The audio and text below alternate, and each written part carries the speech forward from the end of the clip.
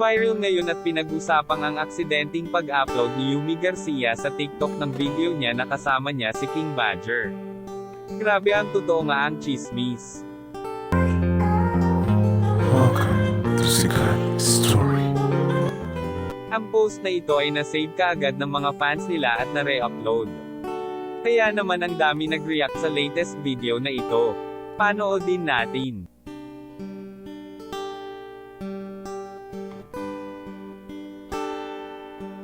Grabe ang sweet naman pala nila King Badger at Yumi Garcia. Umani ito ng maraming comment ay reaction. Basahin natin. Baka for only me lang yan. Kaso di napansin na everyone pala. Grabe no ganyan sila kawalang puso. Basta masaya sila wala sila pake sa masasaktan.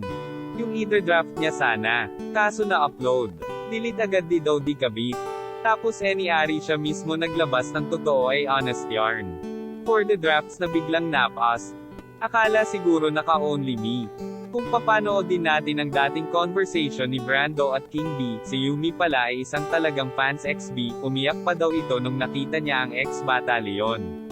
Uy, dalaga na si Yumi, oh. Ganda na ng baby namin ngayon, ah. Ang pinunto ni Bobby, putang Bakit?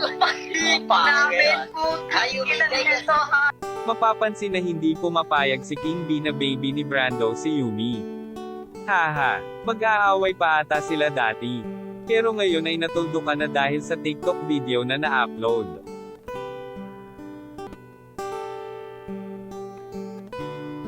May ebidensya na nga na may nagpapasaya talaga kay King Badger. Comment kayo sa reaction nyo sa video na ito. Yan lang ang ating mainit na chika. Halina't mag-like, share and subscribe. Thank you.